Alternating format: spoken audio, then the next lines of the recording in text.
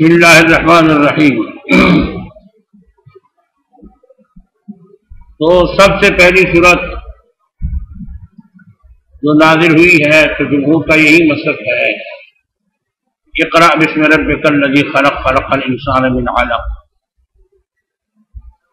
یہ ہے۔ بعض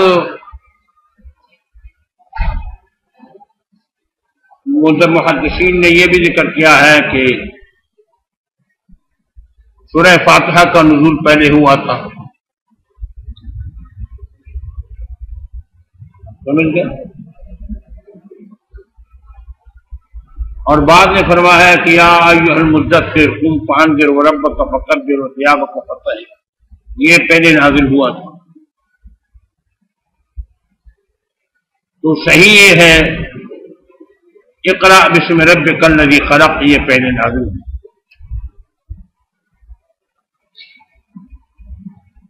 یہ پہلے نازل۔ اور یا ایھا المدثر کے بارے میں جو آتا ہے کہ پہلے نازل ہوا ہے، تو اس کا مراد یہ ہے کہ بعد فترۃ الوحی، درمیان میں وحی منقطع ہوئی تھی، حضور صلی اللہ علیہ وسلم بڑے پریشان تھے،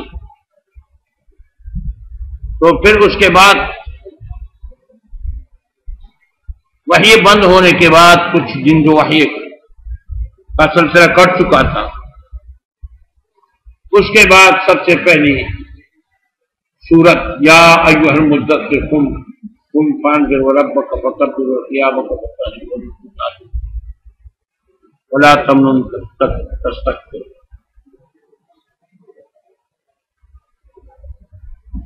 باقی سورہ فاتحہ کے نزول کے بارے میں، اس کے بارے میں علماء فرماتے ہیں کہ صحیح یہ ہے یہ بعد میں نازل ہوا۔ چنانچہ علامہ حلبی رحمۃ اللہ علیہ نے سیرت حلبیہ کے اندر لکھا ہے کہ جو لوگ سورہ فاتحہ کو فرض سمجھتے ہیں نماز میں، اس کے لیے یہ مسئلہ مشکل ہو جائے گا، کیونکہ جب سورہ فاتحہ کا نزول نہیں ہوا تھا اور ادھر وہ کہتے ہیں کہ لا صلاۃ الا بفاتحۃ الکتاب، یا لا صلاۃ لمن لم یقرأ بفاتحۃ الکتاب، تو جو نماز مکہ مکرمہ میں اقرأ بسم ربک الذی خلق سے پہلے نمازیں پڑھ چکے تھے، تو جب سورہ فاتحہ کا نزول نہیں ہوا تھا تو وہ سورہ فاتحہ کیسے پڑھ؟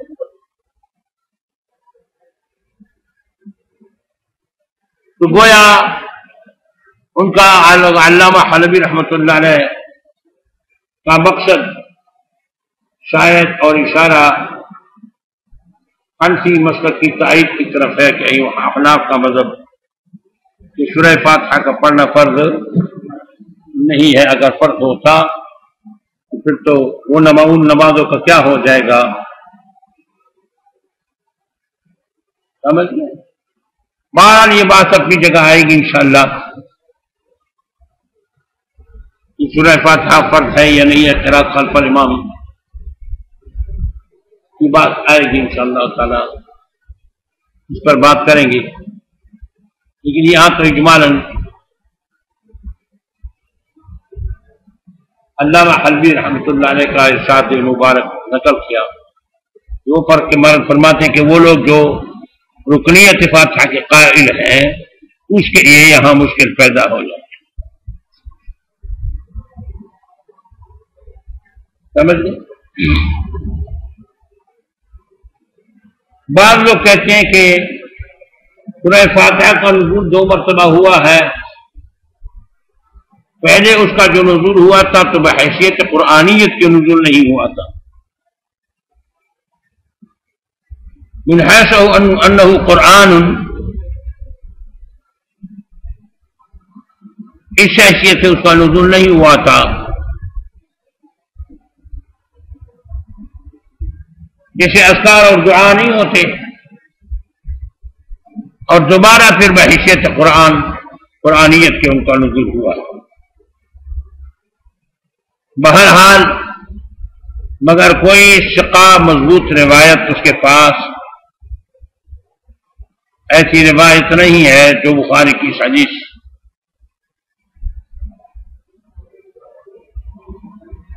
کے ساتھ صحت میں برابر ہو، بلکہ اس کے قریب تک بھی نہیں ہے۔ اور اس روایت پر تو صرف امام بخاری نہیں، تمام محدثین، تمام مفسرین اس شان نزول پر متفق ہے اور اس حدیث پر متفق ہے۔ آپ نے پڑھا ہوگا مسلم میں بھی یہی روایت ہے، ترمذی میں بھی یہی روایت ہے، شیعہ ستہ کا اتفاق ہے اسی پر کہ غار حرا میں تھے اور حضور صلی اللہ علیہ وسلم جبرائیل امین آیا اور فرمایا اقرأ بسم ربک الذی خلق۔ اس روایت کی صحت پر تو اتفاق ہے، سمجھ اللہ سمجھتا۔ فرجع بها رسول اللہ صلی اللہ علیہ وسلم، حضور صلی اللہ علیہ وسلم اس آیت مبارکہ کے ساتھ، ان آیات مبارکہ کے ساتھ واپس لوٹ آئے اپنے گھر کی طرف۔ یرجف فؤادہ، کہ اس کا دل دھڑک رہا تھا، اس کا دل دھڑک رہا۔ فرماتے ہیں ایک قلب ہے اور ایک فؤاد ہے، قلب اور فؤاد میں فرق بتلاتے ہیں۔ کہتے ہیں فؤاد ظرف ہے اور قلب مظروف ہے۔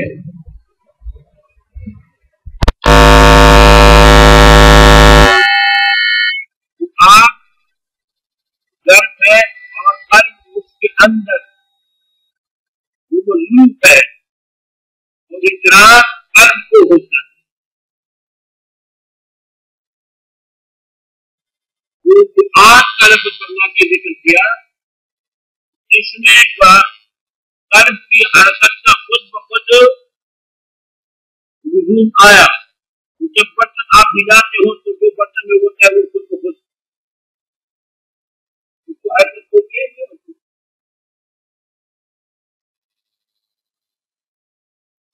اس کے لفظ فؤاد لے آئے، لیکن گوشت کا دوسرا ہے اوپر، اس کے اندر جو محل ادراک ہے وہ مظروف کو قلب ہے اصل میں، سمجھے؟ اور جو ظرف ہے اس کو کیا کہتے ہیں؟ فؤاد۔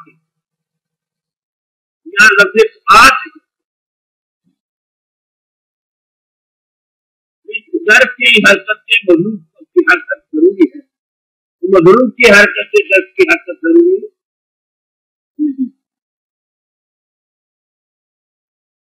دخل على خدیجہ بنت خویلد، اپنی بیوی کے پاس تشریف لائے حضرت خدیجہ کبریٰ رضی اللہ تعالی عنہا، فقال زملونی زملونی، مجھے چادر اوڑھ دو، کمبل اوڑھ دو، زملوه حتی ذهب عنه الوقت، یہاں تک کہ اس سے وہ گھبراہٹ چلی۔ اب علماء فرماتے ہیں کہ یہ گھبراہٹ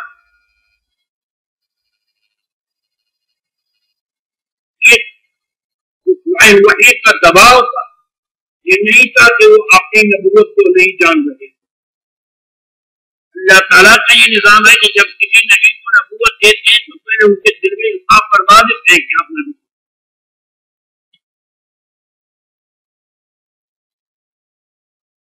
لیکن وحی کا دباؤ تھا فطری طور پر۔ جیسے کہ موسیٰ علیہ السلام سانپ سے لاٹھی جب پہنتا سانپ بن گیا، معجزہ تھا، وہ بھاگنے لگا،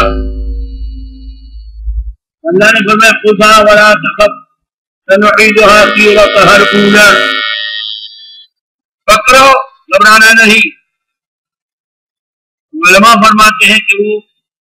خوف طبعی جو انسان کو بچن کو ہوتا ہے، وہ خوف طبعی تھا، سمجھ گئے؟ یہاں جناب رسول اللہ صلی اللہ علیہ وسلم پر وحی کا جو فطری دباؤ تھا، اس دباؤ کی وجہ سے کہ نہیں کہ اس کو اپنی نبوت کا علم نہیں تھا، یہ اللہ تعالیٰ پہلے ان کے دل میں القاء کر دیتے ہیں جب نبوت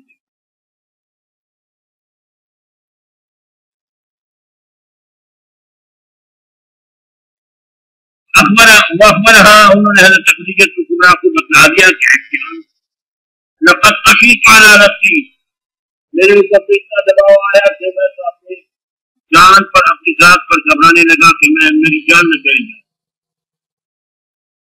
قالت خدیجہ تو حضرت خدیجہ رضی اللہ تعالی عنہا فرمانے کلا، ہرگز ایسی بات نہیں ہے، کیسے رات ہرگز ایسی بات نہیں، اللہ خدا کی قسم ما یخزیک اللہ ابدا، واللہ واللہ خدا کی قسم ما یخزیک اللہ ابدا، اللہ تعالیٰ تمہیں کبھی رکھتا نہیں۔ کیوں؟ آپ کے اندر ایسی صفات ہیں، وہ صفات اللہ کو محبوب ہے، تو ایسے لوگوں کو پہچان ہوگی۔ انک لتصل الرحم، آپ کی زخمی کے خیال رکھتی ہے، زخمی کرتی ہے، رشتوں کو جوڑتی ہے، رشتے داروں کے ساتھ جوڑ، اپنے رشتے دار کے ساتھ کیا ہے وتحمل الکلہ، اور آپ بوجھ اٹھاتی ہیں، کل ثقل کو کہتے ہیں، آپ وہ بوجھ اٹھاتی ہیں، تکسب المعدومہ و تکسب المعدومہ دونوں، اسلام ساتھ فرماتے ہیں تکسب کے متعدد ہو جائے گا، دو مفعول ہوتی ہے، اور تکسب ایک مفعول ہوتی ہے، تکسب المعدومہ، اور آپ مسکینوں کو دیتے ہیں، کسب تکسب مانے کسب کرواتے ہیں، یہ سمانا، اور تکسب کے مانا آپ اس کو دیتے ہیں، میرے غریبوں کے لیے چیزوں کے ساتھ تقریر ضیف، اور آپ مہمانوں کو مہمانی دیتے ہیں، راضی ہے مہمانی کو کہتے ہیں، تقریر ضیف، اور آپ مہمانی دیتے ہیں مہمانوں کو، تعین علی نوائب الحق، آپ امداد کرتی ہیں حوادثات حق، اگر کسی پر مصیبت آئے، حادثہ آئے، اس میں آپ تعاون کرتے ہیں، مطلب کسی پر دیر کب ہو جائے، کسی پر قرض آیا، آپ اس میں ان کی مدد کرتے ہیں۔ فانطلقت به خدیجہ، حضرت خدیجہ کبریٰ رضی اللہ تعالیٰ عنہ لے جانے لگے، حتی اتت به ورقۃ بن نوفل بن اسد بن عبد العزیز، یہاں تک کہ لے آئے حضرت ورقہ کے پاس، تو حضرت خدیجہ کبریٰ رضی اللہ تعالیٰ عنہا کے چچیرے بھائی نفس وکانا امرأ تنصر فی الجاہلیہ، اور یہ ایسا شخص تھا تو پہلے یہودی کا سلطانی بندی سے مثال ہمارے ایمان لیا، حق دین قبول کر لیا، کیونکہ حضور کے آنے سے پہلے تو عیسائیت حق تھی۔ وکان یکتب الکتاب العبرانی، اور وہ لکھتے تھے عبرانی کی زبان میں کتاب، ويكتب من الانجيل بالعبراني ما شاء الله ان يكتب، انجیل بھی عبرانی زبان میں نازل ہوا اور تورات بھی عبرانی زبان میں نازل ہوا، لیکن حضرت شیخ اللہ فرماتے ہیں کہ تورات تو عبرانی زبان میں اب بھی ملتی، اندر سے تحریف میں کی ہے، لیکن عبرانی زبان میں تورات، لیکن انجیل عبرانی زبان میں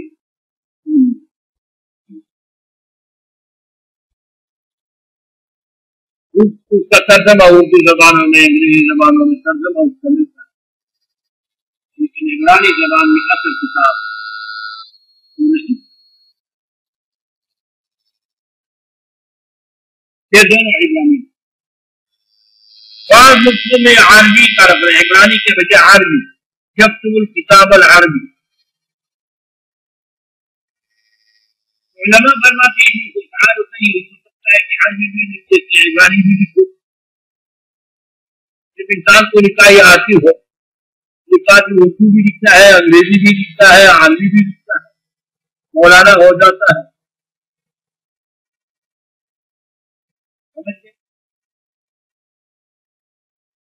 مولانا بھی بن جاتا ہے، انگریزی بھی بن جاتا ہے،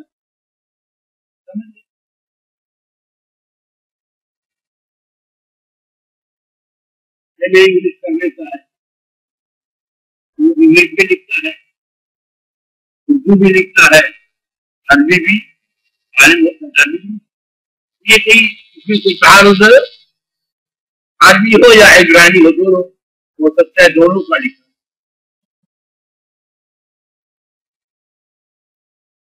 فرماتے ہیں ماشاء اللہ جو اللہ چاہتے کہ قال شیخا کبیرا، بہت بوڑھے سے قد عامیہ، اندھے ہو گئے، وقالت له خدیجہ ابن عم، حضرت خدیجہ کبریٰ رضی اللہ تعالی عنہا فرمانے لگی، اے تیرے بھائی، اسمع من ابن اخیک، سن لو اپنے بتیجے کا، ہاں آپ حضرت حضور صلی اللہ علیہ وسلم، یہ عرب میں طریقہ تھا جس کے لیے بتیجے کا لفظ استعمال کرتے تھے، بڑوں کے لیے چچا کا لفظ یا ہم نے ہم کا لفظ استعمال کرتے تھے ادباً، جیسے اب بھی بعض علاقوں میں یہ رواج موجود ہے۔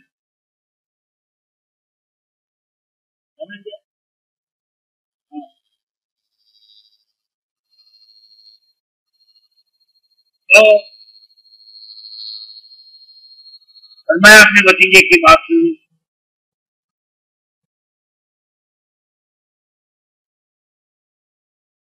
وقال له ورقة ابن اخي، ورقہ کہنے لگے ہم حضور صلی اللہ علیہ وسلم سے، وہ بتیجے ماذا ترى، آپ نے کیا دیکھا؟ فقرأ رسول اللہ صلی اللہ علیہ وسلم خبر ہمارا حضور صلی اللہ علیہ وسلم بتایا وہ جو دیکھا، فقال له ورقة هذا الناموس الذي نزل الله على موسى، یہ وہ فرشتہ ہے جو اللہ نے موسیٰ علیہ السلام پر بھیجا۔ ناموس اور جاسوس کے متقابلین، مخبر الشر کو جاسوس کہتے ہیں اور مخبر الخیر کو ناموس کہتے ہیں۔ خیر کی اطلاع دینے والے کو کیا کہتے ہیں اور شر کی اطلاع دینے والے کو کیا کہتے ہیں؟ جاسوس۔ اور جاسوسی سے اللہ تعالیٰ نے منع فرمایا ولا تجسسوا،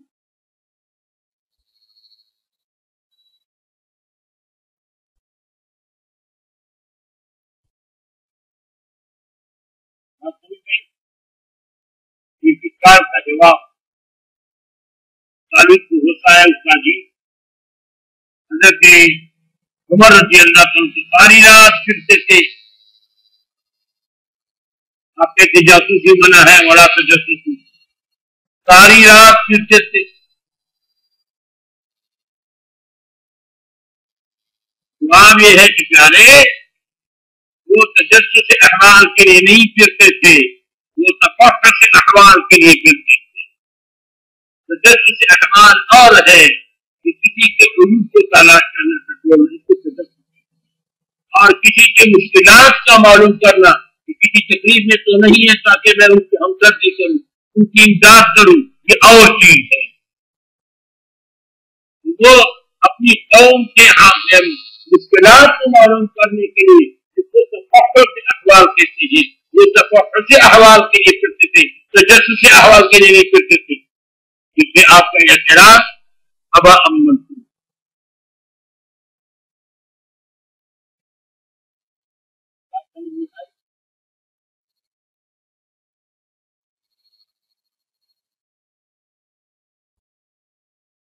یا لیتنی فیہا جزعا ورقہ کہنے لگی کاٹ کہ میں اس وقت جوان ہوں تھا یا لیتنی یکون حیا کاٹ کہ میں زندہ ہوں یخرجک قومک جب تمہیں نکالیں گے اپنی قوم تمہیں مکہ سے نکالیں گے فقال رسول اللہ صلی اللہ علیہ وسلم مخرجیہم کیا وہ نکالنے والے ہیں مجھے اب مخرجی کیا نکالنے والے ہیں ہم یہ قریش مجھے قال نعم ورقہ نے کہا لم یأت رجل قط بمثل ما جئت به الا عودی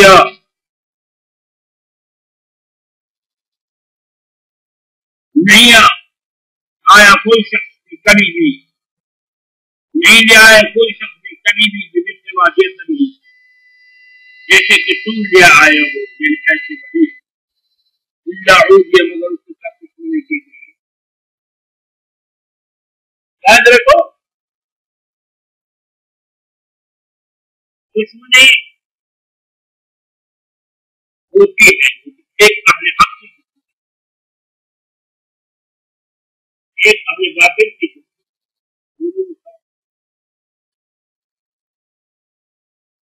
جو اہل باطل ہوتی اس کے ساتھ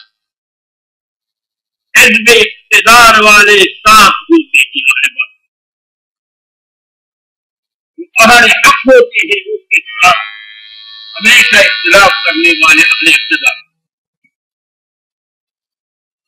موسیٰ علیہ السلام کے ساتھ تصادم لینے والے کون حزب اقتدار کی نہیں تھی نوح علیہ السلام کے ساتھ تصادم لینے والے کون تھے ابراہیم خلیل اللہ کے ساتھ تصادم لینے والے کون تھے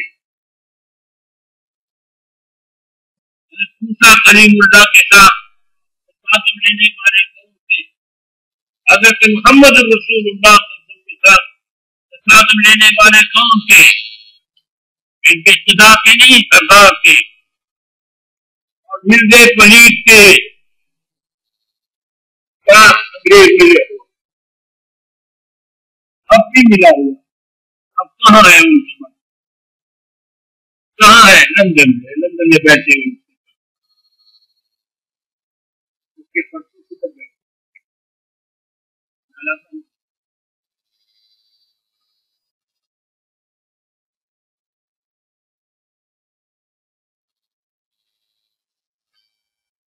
یہ ان کے باطل ہونے کی بڑی نشانی ہے یہ اہل باطل اس کی سرپرستی اور اہل اقتدار اہل باطل انگریز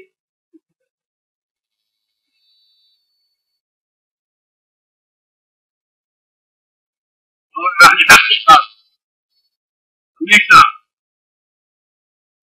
ہمارے جو علماء دیوبند کے نہ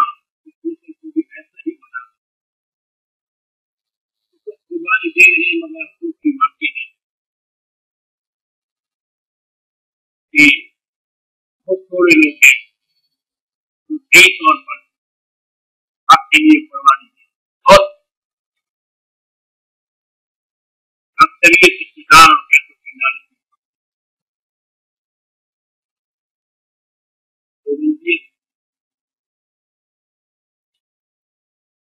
اس نظریے کے نام یہ نہیں کہ دیوبند نے نہیں سمجھ نہیں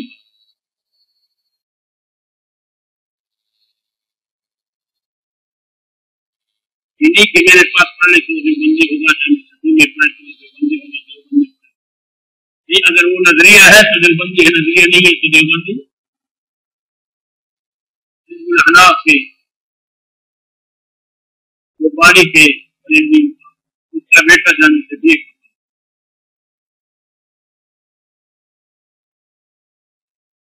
نظریہ بن گئی ہے.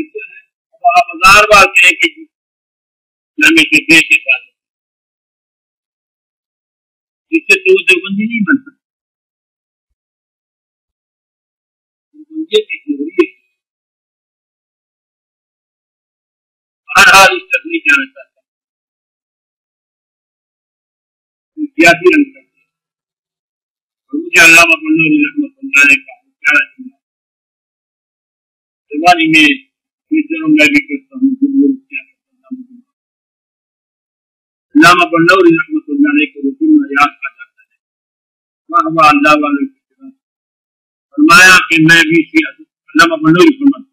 میں بھی سیاست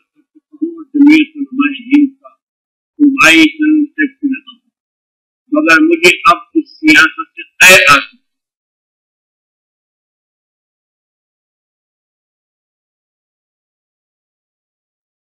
مجھے اب اس سیاست سے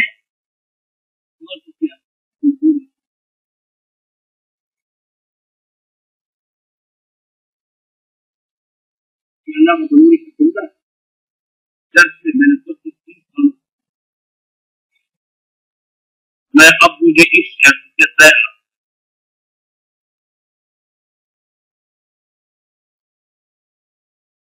انہیں کام نے کبھی سیکھے نہیں اپنے نبوت کے مسئلے میں آ گیا. میں نے آپ کو سنایا تھا کہ ایک مرتبہ میری ملاقات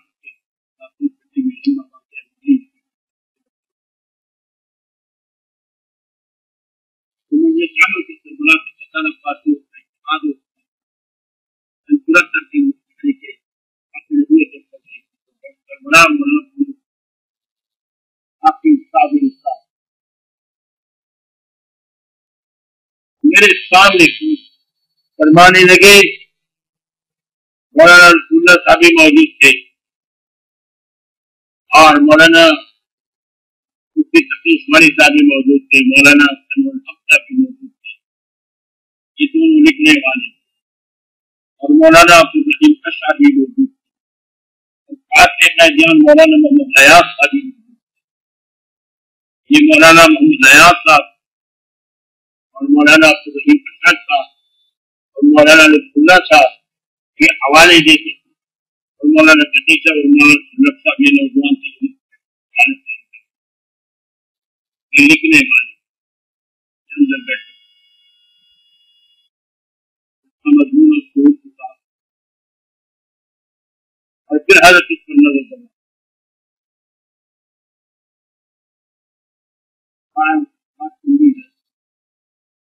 ایجان کی ایک درویش ملنگ ایسے میں لیتا ہوا میں اندر چلا گیا تو میں نے کہا کوئی جٹ زمیندار آیا ہے آداب کو نہیں جانتا. مولانا بنوری نے بتایا مولانا بنوری سے بڑے تھے کوئی حرکت نہیں کی بیچارہ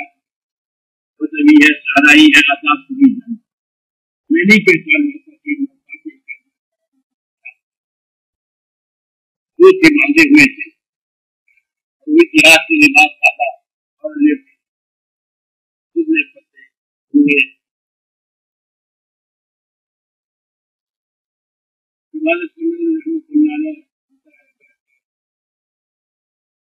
شروع ہو گئی.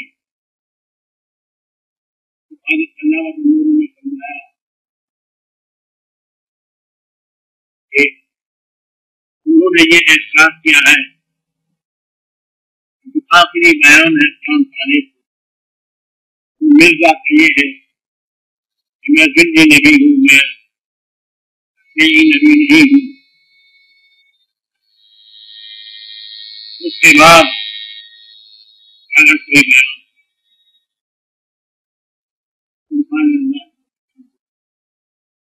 فاتح کے دھیان مولانا محمد یاس تک بولنے لگے. حضرت جب وہ مر رہے تھے ہو رہے تھے اس کے 2 دن پہلے کا بیان اکبر میں آیا تھا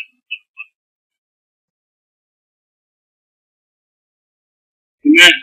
نبی ہوں مطلب مجھے نہیں مانتا. میں بنوری حساس ہو گئے کہ میں جزاک اللہ جزاک اللہ مطلب ہے اس کے بعد کا حوالہ مل گیا آخری حوالہ لیکن اخبار لائے کہ نہیں ہاں اخبار لائے موجود ہے سارے مواد آتا ہے ایک پنڈی کی ہوٹل میں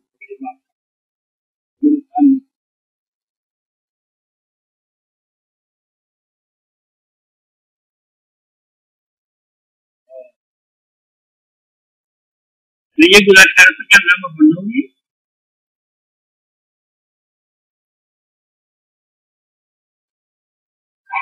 باطل کے مقابلے میں ٹکر میدان میں اس کے لیے جملہ فرمایا اسی مجلس میں کفن بھی ساتھ لایا ہوں دوائی بھی ساتھ لایا میں کفن بھی ساتھ لایا ہوں دوائی بھی ساتھ لایا یہ کیسا کر لیا ہے یا ختم نبوت کا مسئلہ حل ہوگا یا میری لاش کو کفن میں واپس لاتی ہے اس وقت تک واپس نہیں پاؤں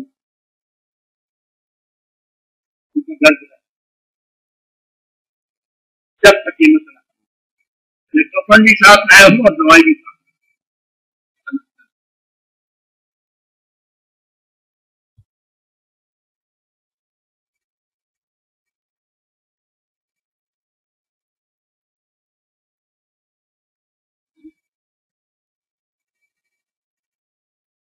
اسی تحریک میں بڑی سختی سے کو منع کرتے ہیں وہ سربراہ تھی سارا پارٹی اس کے ماتحت سے کہاں جاتے ہیں ان کو بڑا استعمال ہوتا کیمرہ والے بیٹے لگے ہوتے ہیں بڑی سختی سے منع کرتے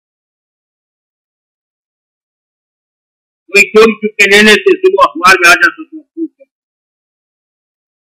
کہ کیا کریں یہ ظالم پھر بھی لے لیتے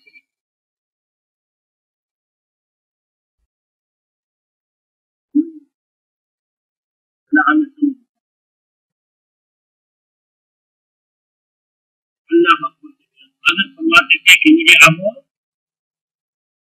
اس سیاست سے ہے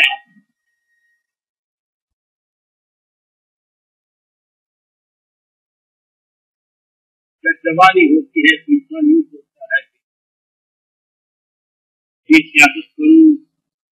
میں یہ بن جاؤں گا تو ایسے انقلاب لیکن آپ نے دیکھا کہ 50 سال یہ سیاست ہو رہی ہے اور ہمارے وہ نامدار علماء محدثین اسمبلی میں گئے تبدیلی لے آ سکے ان کے دل میں جذبہ بھی تھا ان کے پاس علم بھی تھا جذبہ نظام اسلام بھی تھا ہمارا عقیدہ ہے اپنا عقیدہ لیکن یہ معلوم نظام ایسا ہے جب تک یہ معلوم نظام ہوگا جمہوریت ہوگی اس وقت تک کوئی تبدیلی نہیں ہے پہلے اس وقت مردار کتے کو کنویں سے نکالنا جب تک یہ مردار کتا کنویں میں پڑا رہے گا کنواں مردار رہے گا چاہے 10,000 لوگ دیں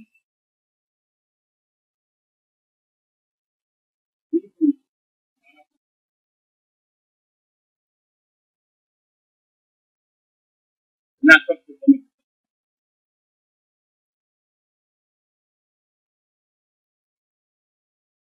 پانی سب سے اوپر جا رہا ہم کو روشنی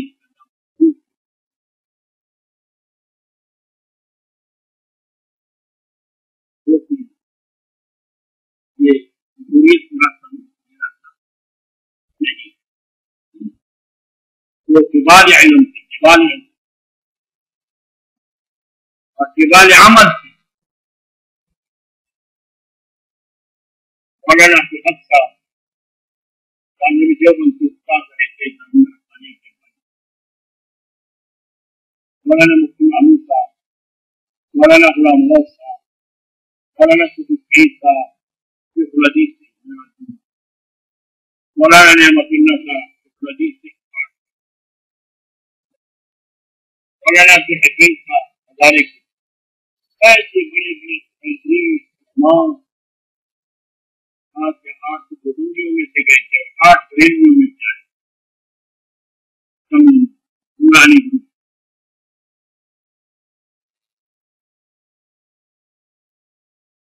سمجھ گئے، مگر بات ان کی مصیبتیں آپ دیکھ لیں کہ حالات بہتر ہو گئے ہیں یا بہتر ہو گئے؟ اگر کچھ بہتری کی امید ہے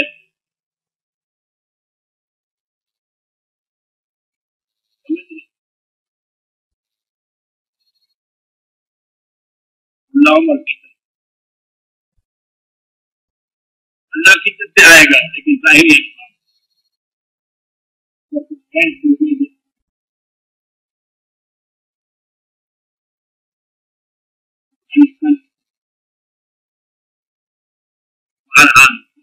آگے نہیں جانا۔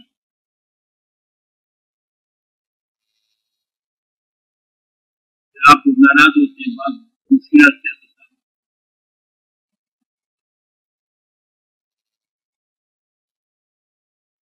میں نے بتایا کہ مرزے کے بارے میں یہ اہل حق اور اہل باطل،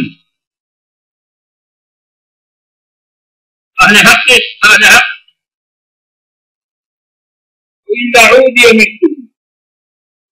میں نے اسے سمجھایا کہ آپ کہیں گے کہ مرزا کی بھی مخالفت ہو رہی ہے، لیکن مخالفت کون کر رہے ہیں؟ حزب اقتدار والے نہیں کرتے،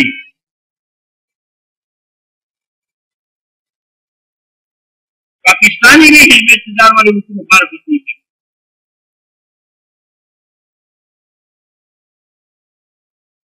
اور انگریز تو اس کی سرپرستی کرتے۔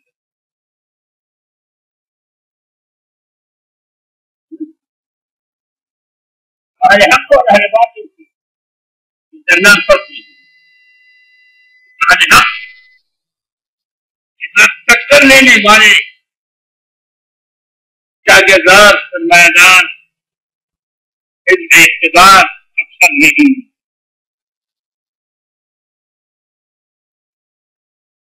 برابر میں قاضی صاحب سے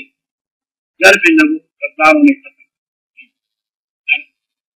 اب وہ عالم برابر سے لگے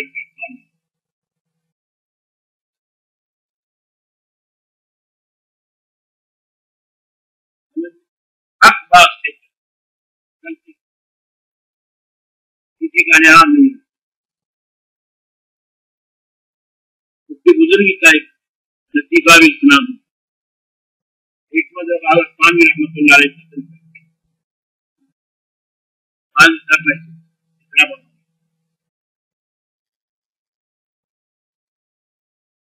وہ صحابی کا واقعہ ذکر کیا جب حضور نے فرمایا ایک نے کنویں میں چندہ کیا تو دوسرے کنویں میں جب چندہ ہوئے تو صحابی نے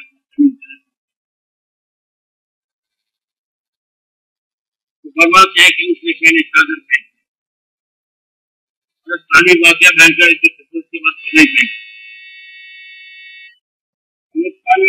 لگے ہوئے تو اس کے بعد قمیض پہنی، ایک پاجامہ کو ایک کافی تھا تو سب آپ دوسرے کا بینکر تو سب کو آسانی تھی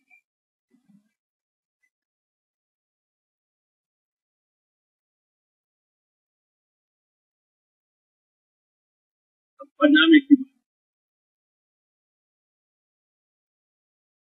میرے اللہ والے ہمیشہ اللہ والوں کے ساتھ سرکاروں کی جاگیرداروں کی اور حکمرانوں کی نہیں ہے،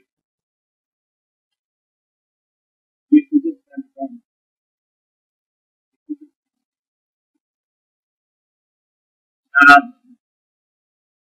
یہ دنیا کی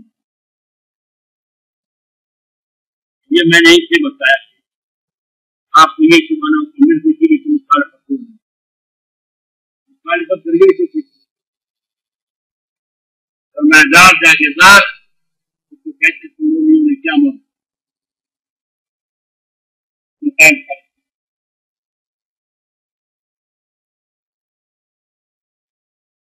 فرماتے ہیں وَإِدْرِكِي يَوْمَ كَانَ سُرَقَنَتْ أَمْ أَجْرَى ذرا، اور اگر مجھے ملا آپ کا زمانہ، میرے خدا کو کہنے فرمانے لگے تو میں تمہاری مدد کروں گا، مضبوط مدد،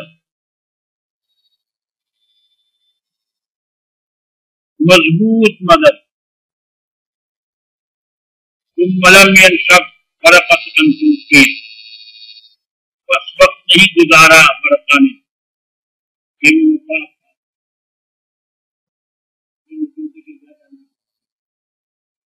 اس پر علماء کا اتفاق ہے کہ برکہ کہتے ہیں. البتہ یہ فرماتے ہیں کہ امت محمدیہ میں حضرت خدیجہ کبریٰ حضرت صدیق اکبر پر اس کا مقام آگے اس سے یہ آگے نہیں ان کا مقام.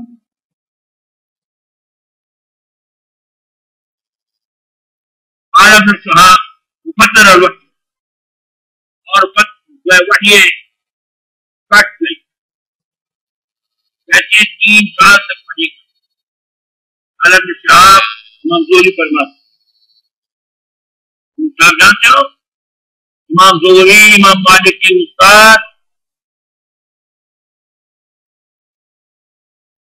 جس کو بادشاہ وقت نے حدیث لکھنے کا حکم دیا تھا، آغاز کیا.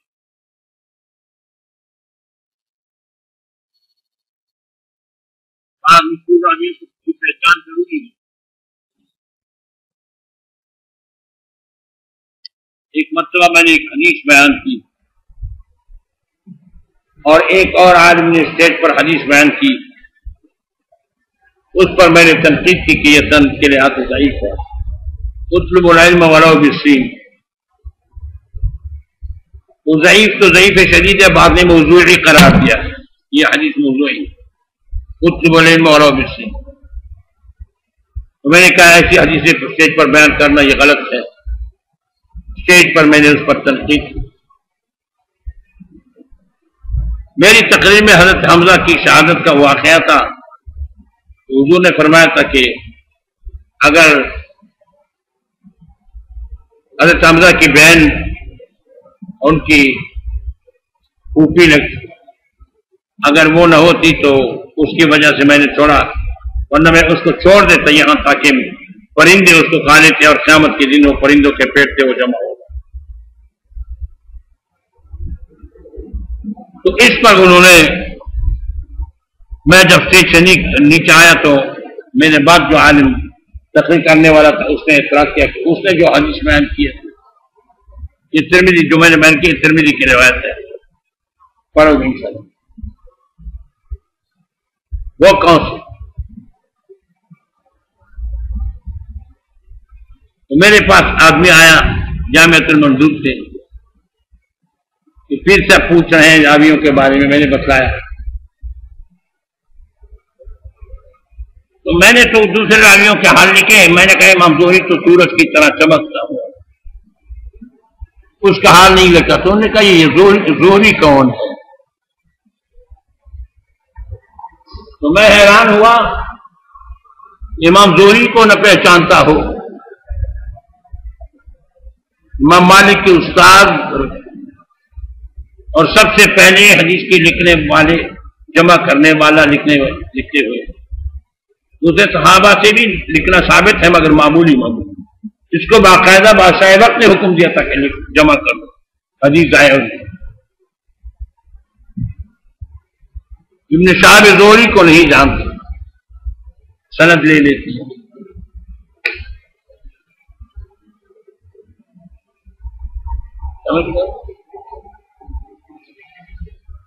یہ تابعین میں سے ہے، امام زہری رحمۃ اللہ علیہ تابعین میں سے ہے اور امام مالک کے استاد ہیں. اللہ اکبر کبیرہ. ابتدا ہے، کچھ سمجھانا ضروری ہے، پھر انشاءاللہ ناراض نہ ہوں. تو فرماتے ہیں ابن شہاب زہری فرماتے ہیں واخبرنی ابو سلمۃ بن عبد الرحمن ان جابر بن عبد اللہ الانصاری قال کہ حضرت جابر رضی اللہ تعالیٰ نے فرمایا وہ یحدث عن فترۃ الوحی، اور وہ بیان کرتے تھے وحی کے تسلسل کے کٹنے کا. فقال فی حدیثہ، وہ اپنی روایت میں فرما رہے تھے بینا انا امشی، کہ حضور نے فرمایا کہ میں جا رہا تھا،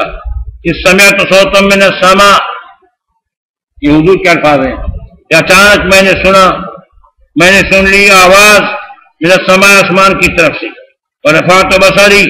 میں نے اوپر دیکھا، وإذا الملك الذي جاءني بحراء، اچانک وہ فرشتہ جو حرا میں، اب غار حرا میں میرے پاس آئے، جالس علی کرسی، وہ کرسی پر بیٹھے ہوئے ہیں، بین السماء والارض، آسمان و زمین کے اندر. فرماتے ہیں فرجعت فقلت زملونی زملونی، پس میں گھبرانے لگا، پس واپس لوٹ آیا، میں نے کہا میرے اوپر کمبل ڈال دو، میرے اوپر کمبل ڈال دو، مجھے کمبل اوڑھ دو، مجھے کمبل اوڑھ دو. فانزل اللہ تعالی یا ایھا المدثر، اوڑھنے والی چیز کبھی چادر سے، بعض لوگ ترجمہ کرتے ہیں موٹے چادر سے، اور بعض کمبل سے ترجمہ کرتے ہیں، کالی کملی والے. آپ نے اشعار میں سنا ہوگا اللہ اکبر کبیرہ.